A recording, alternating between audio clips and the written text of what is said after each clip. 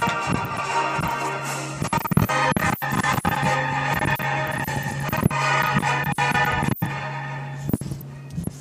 afternoon, Vandal fans, and welcome to another edition of Fourth and Downtown. I'm your host, Josh Grissom, and I'm joined with Luis the Godfather Torres, and we have a lot of sports to cover today.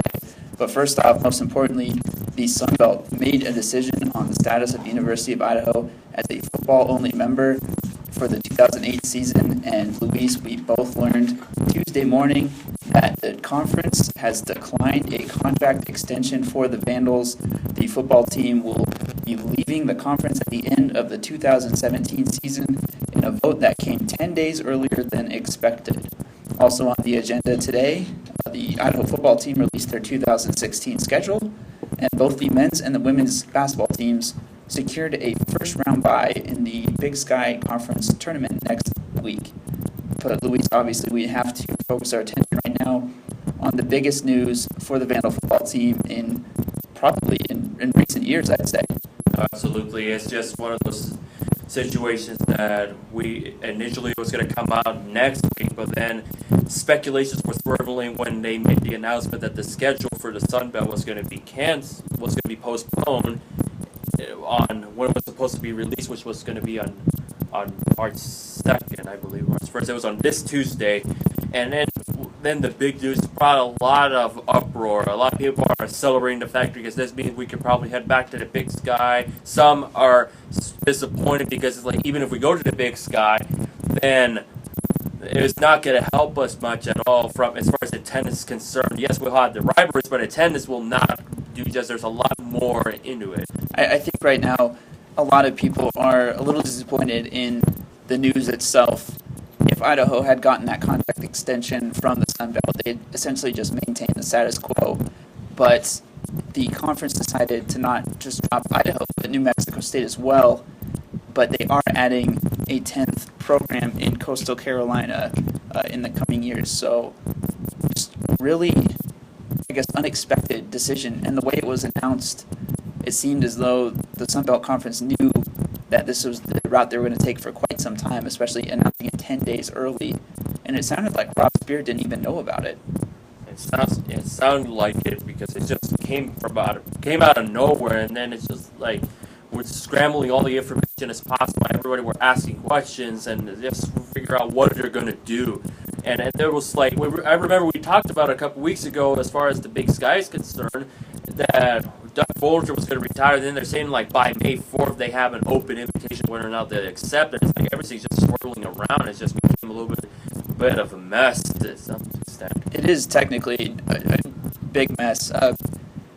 University of Idaho President Chuck Staben said Tuesday in a university statement before the news was released, "We are disappointed by the Sun Belt's decision, but we are optimistic about the options before us, and we are continuing to diligently consider our future affiliation as an opportunity to find the stability and full participation we have not experienced in the Sun Belt." End quote. Sun Belt President Denise Trouth announced the conference decision Tuesday morning during a media teleconference. She said, quote, "This was a strategic decision that was reached following a thorough and complete review of our options.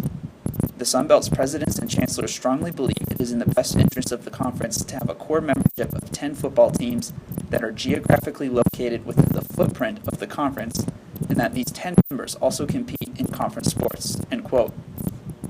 I think the most surprising takeaway from the teleconference itself is when Carl Benson went on to talk to reporters. He's the Sun Belt commissioner, and he was asked about the voting process on this, and he said, quote, "There were no votes taken. It was a matter of being able to share information and compare notes, and that's not uncommon," end quote. And talking to him, it sounded like immediately after the presentations from both Idaho and New Mexico State, the Sun Belt presidents got together and talked about it and just came up with a consensus that, no, we don't need these programs anymore, and that was it. There was no official vote, no tally on anything as far as that nature, but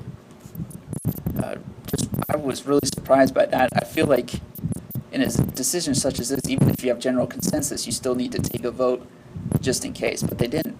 No, they didn't, which is one of the surprise factors of this whole decision. And if I remember, and then Also, bowl games was considered a factor of some of the decision. Am I correct? Yes, and here's what Benson said on that fact. He said that bowl game wins or a bowl game team would have definitely outweighed other considerations in the decision by the conference, but he said there was not a lot of on-field success for either of those two programs, and they could not make a decision based on potential future success, referencing the fact that Idaho has a win probability of 40% in 9 or more of its games next year, which is it's possible to be a bowl team, but he said they couldn't just consider the future. They had to look at the now, and this is the decision that they made. And this is what's frustrating is that was a factor in, and it's just like Idaho had a turnaround season. They got 4 wins. They could have easily made a bowl game. There were 2 games shy of making that possible, and then now, like, we just have them, and then they say, well, they expect us to have immediate success. It's like, it's not going to work right. It's just sometimes it just doesn't work that way. It's like it'll take a while to adapt to a conference, and then it's like 2 to 3 years they're going to get the boot without really showing what they got it. I think, like, some people believe that this upcoming season they could be in a bowl game, and now it's pretty much like, no matter even if they make a bowl game, it's pretty much too little, too late as far as the decision. I don't think they will reverse it, and that's what's frustrating. That we were just there for a few years, and then no, we expect you to be in a bowl game right away in a conference where, quite honestly, you're not going to get to the major bowl games. You're not going to go to the Fiestas or the Sun Bowl, all of those games. You're probably going to be right around Vegas or the Potato Bowl. University of Idaho President Chuck Staben said that there was basically 2 primary options left for the program. He said, quote, he was talking about the Big Sky Conference as one potential route, and the other one being an independent schedule for the fall 2008 season. He said, quote, those are the 2 primary options, although there is still flux among the various NCAA conferences. We don't know if there will be any other conference available to us. We can go independent, and we do have an offer from the Big Sky, end quote. And like you said, Luis, the Big Sky's offer is extended until May 4th. And that was when they were expecting an answer from Staben and the Vandal football program, although Staben did say that there is a possibility to ask for an extension on the decision.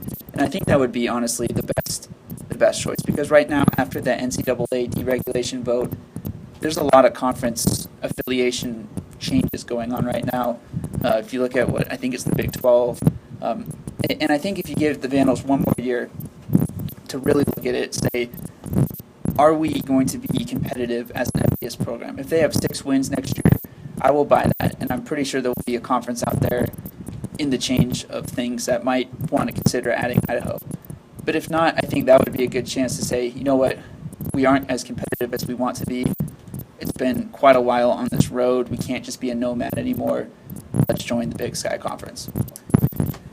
Yeah, like I even mentioned, this is going to be this season. It will be a make or break, and see if they can prove themselves. They are a noteworthy FBS team, and kind of see maybe, who knows, some conference may want to bring them into the large group of schools and make them at least recognized more valuable. But as far as going to the Big Sky, it's pretty much a lot of people had a lot of mixed emotions. I, for one, torn about it, to be honest.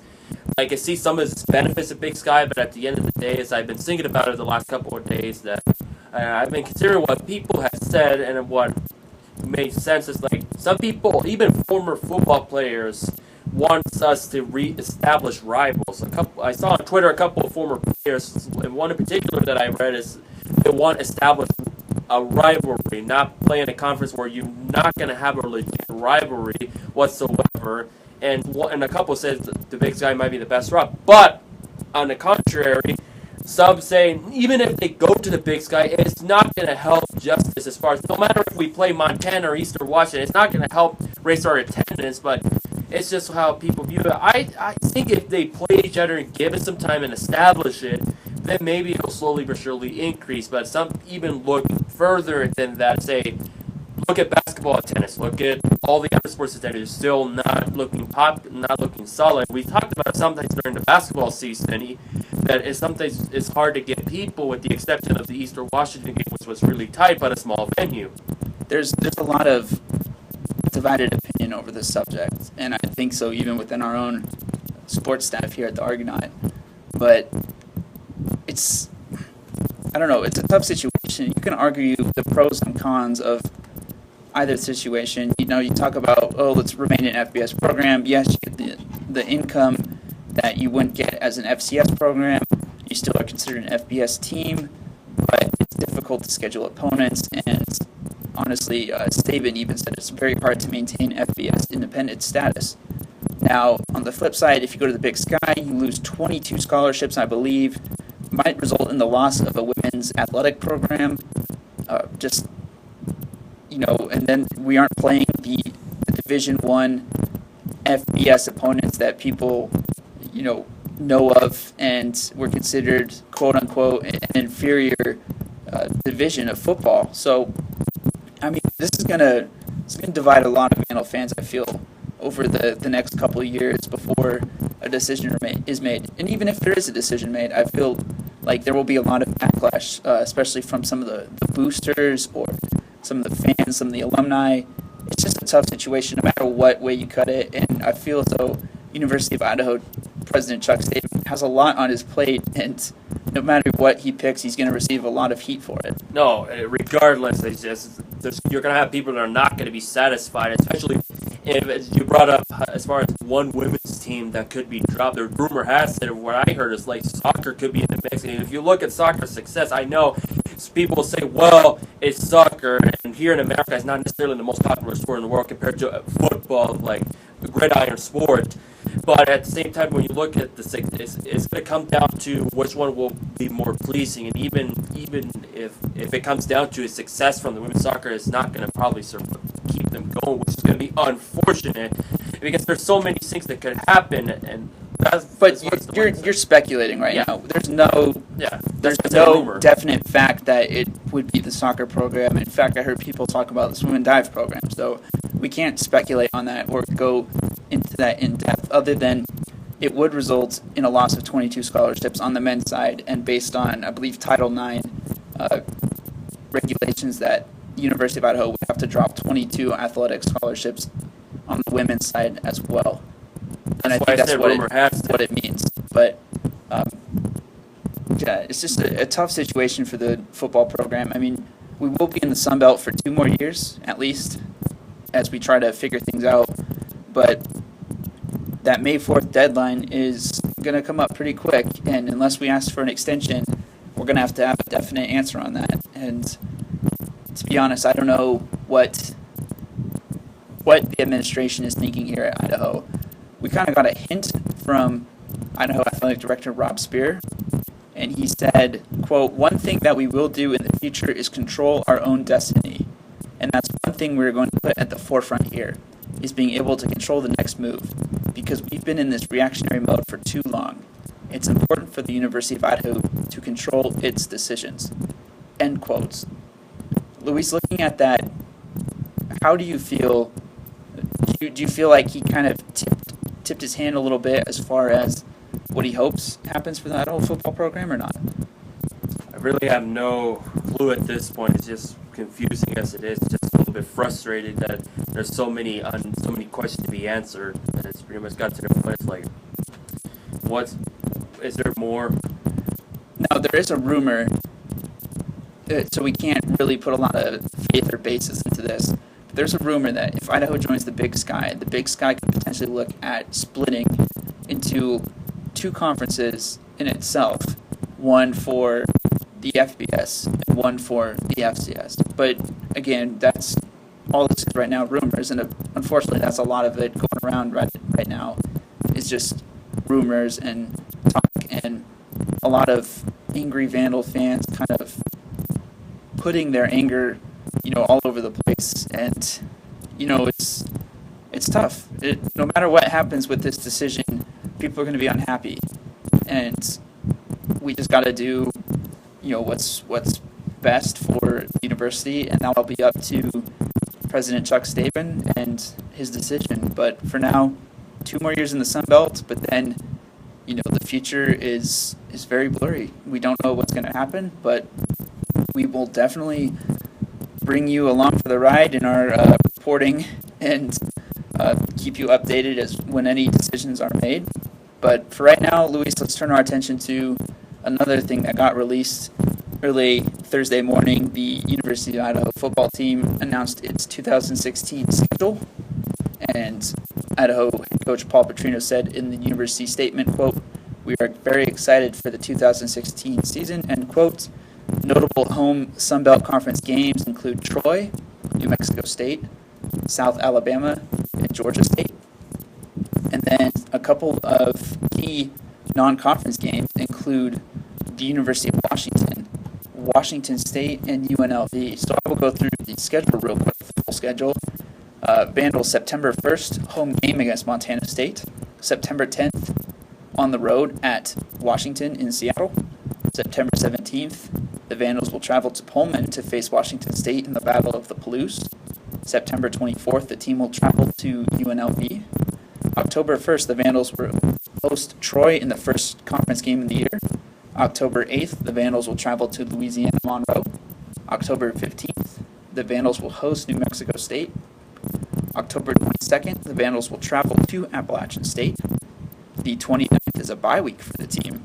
And then there will be 3 games in November. November 5th, the Vandals will travel to Louisiana Lafayette.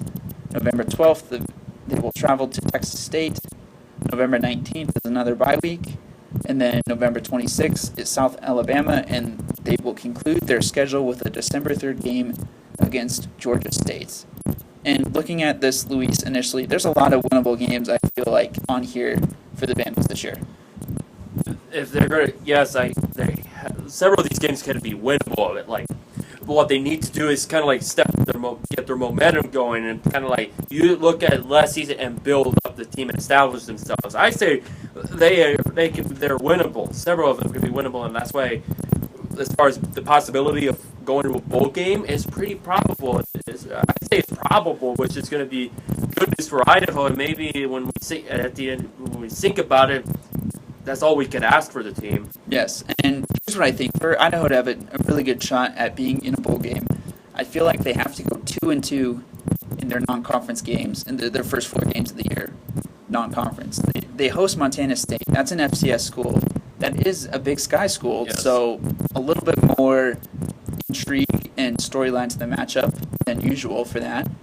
They face 2 Pac-12 juggernauts in both Washington and Washington State, both those programs I could see being ranked in the top 25 very early in the season next year. Tough games for the Vandals. I don't know if they'll be able to pull either of those out, but UNLV is a much more winnable game for the Vandals. So I feel like for the team to have a chance to reach a bowl game, they have to beat Montana State and they have to beat UNLV to get those 2 early wins to allow the team to have a chance to win 4 in conference play next year. It will be wise for that to happen, because if they get out of there 2-2, then it may knock on the doors, and probably a couple of people from the bowl committee will look at it like, hey, they beat 2 non-conference. Yes, one is an FCS and the other one is UNLV, but at least they got themselves on a good start. But hey, if they give it a good effort against both Washington schools, then maybe they could have something hiding under the stick when they get into the Sun Belt play. Those 2 are winnable. I see them going 2-2, but let's hope it happens. We're just gonna wait to find out. Yeah, and obviously a couple of the tougher games this year for the Vandals. The Appalachian State on the road. Appalachian State's a very tough program, especially in the Sun Belts, and I feel like that will be difficult for the team. I think some winnable games at home against New Mexico State, against Troy. I think there's a good chance that the Vandals could easily be close to 500 midway through the season. But again, this is our way too early look at the lineup and how it's going to play out for the Vandals as far as their schedule goes. But, a fairly positive feel for the Vandals, and looking at their schedule, some winnable games, and I think it'll get a lot of fans excited for the season and pumped up, and hopefully get the QB Dome rocking this fall.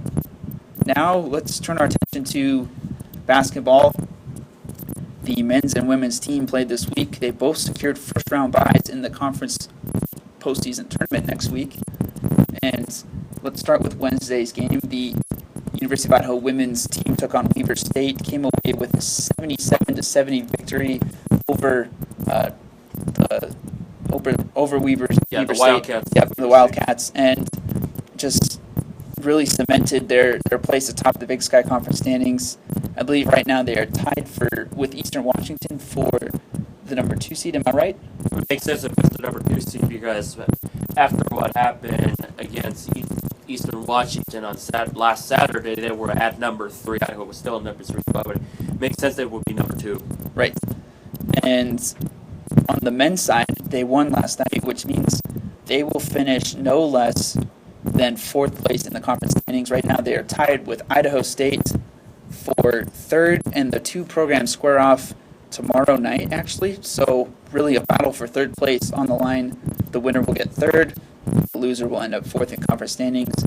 Essentially, yeah, when you look at it, like I think Idaho State beat Eastern Washington, and that is, and look where they were like Eastern Washington were right up there now. They're trying to get a top 4 spot, which I don't think will likely happen unless circumstances fall in favor of us defeating Idaho State, and then Eastern Washington gotta have to show up and win, which is not going to be easy. And then when when the men's defeated Weber State, we ended their winning streak. It was one of the longest ones, if not the longest winning streak going into this week. So that's big news and a upset of some proportions when you think about it. Yeah. To some people, it would be. And on the women's side, Idaho is currently ranked 2nd in the conference standings with a 13-4 record. They're a half game behind Montana State, who finished the season, I believe, with a 14-4 record, although seeding is still left to be determined for the top 3 teams, Montana State, Idaho, and Eastern Washington. And looking at the women's basketball game on Wednesday, just great performances. Michaela Ferenz had a big night for the Vandals with some key baskets. And looking at the stats right now, Christina Salvatore, 11 rebounds, and Connie Ballestero, 11 points. Geraldine McCorkle, 15 points. Renee Morkinski, 10 points. And Taylor Pierce, 10 points. Some, fantastic performances. In a fairly defensive matchup, most of the time we see the women's team really put up some offensive numbers. Not so much this last game, but they really held down the Wildcats when they needed to earn that postseason bye.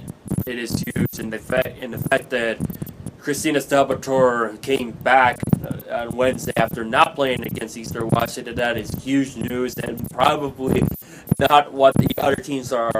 The other teams should be worried. In my book, they should be worried that Salvatore is back and really produced the numbers that we expect from him, especially when you think about it. The players off the bench had a phenomenal night, and they really delivered. And now they're calm. They're calm. They're going now. They're going to really focus on the Reno and just make some couple of tweaks. And now, can they win the final regular season game? Get a little bit of help, because I'm not sure. Because if for example, Montana State loses and we win, wouldn't that put us a tie in the conference? I don't think Montana State plays this weekend, Luis. I think they played their full slate of games, and they're just waiting for. So we're fighting for number 2. It would be 14-4. Right, because I don't think we'd have the tiebreaker with Montana State because it's head-to-head, and I believe we lost that game earlier in the year. I think probably. So for that, I believe we are battling for the 2nd seed. Which within itself is an excellent job that we'll be in the top 2. And don't get us wrong, we got the bye. It's just maintaining number 2. Yes. But on the men's side, they took care of business last night with a 62-58 win over top-ranked Weber State. They are 19-11 on the season, 11-6 in Big Sky Conference play. Fantastic performance. I think, honestly, Coach Berlin should be in the talk for Big Sky Coach of the Year on the men's side. Not because the team has clinched a bye or anything, but because he's been able to continue the success even despite the slew of injuries that have really plagued the Vandals starting lineup. You talk about Perion Calendret with his foot injury. It's still lingering, apparently. He needs about 4 weeks or something to sit and let it rest, but they don't have time for that.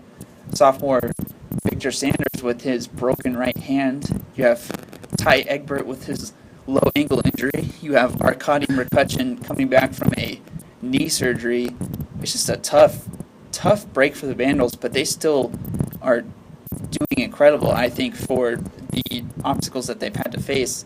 And the fact that the team is in a position where they could clinch the third number 3 seed in the conference postseason tournament is incredible. Oh, it is incredible, and I know we kind of fell a little bit down with all these injuries, but they have found a way. They seem like they find a way to get people off the bench, and they are aware. They're highly aware when somebody goes down, somebody's got to step it up. And I think everybody, for the most part, has done a phenomenal job to keep themselves where they at. Yes, a couple things could have been a little bit better. Yes, the injuries was a little bit of a detriment, but when you look at what they've been through, it's a storybook journey, and it's just amazing how they're able to stay together, and nothing seems to be breaking them apart. No matter what setback or situations they've been, nothing is breaking them.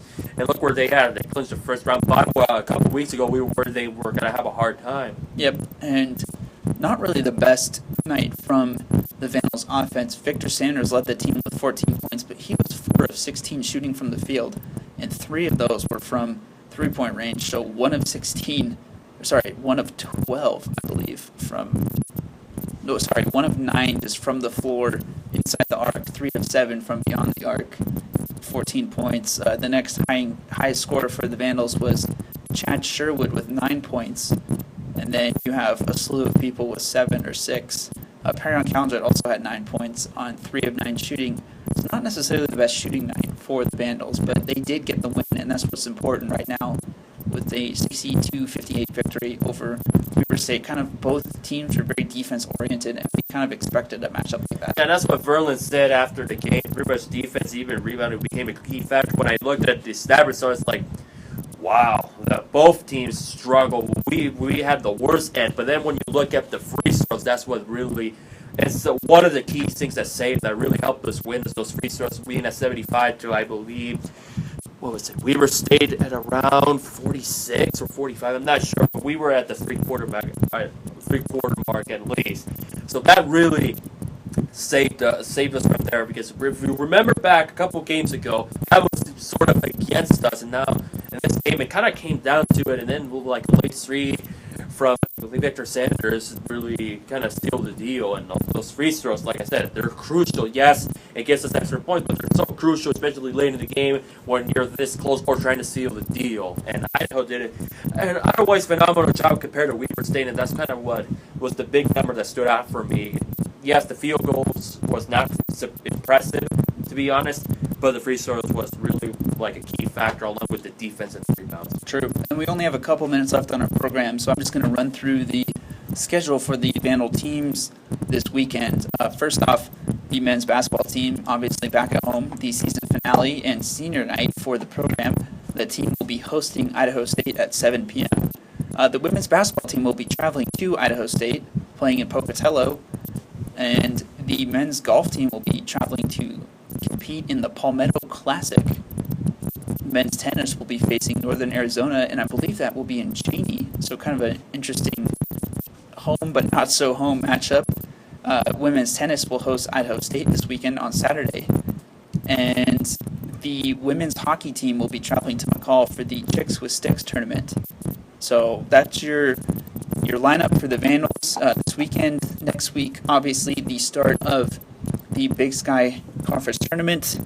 As far as basketball is concerned, for both the men's and the women's, we'll be providing updates on Twitter. So now it's time, obviously, for our shameless self-promotion.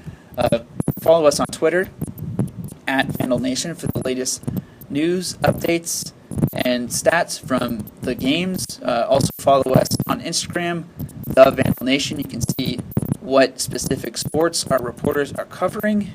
Also, we're online, www.thevandalnation.com, and all of our content gets posted on there. You can watch press conferences, you can listen to our repeats of our show, you can read the latest articles and player profiles, and then, obviously, you can pick up an Argonaut around campus here at the University of Idaho.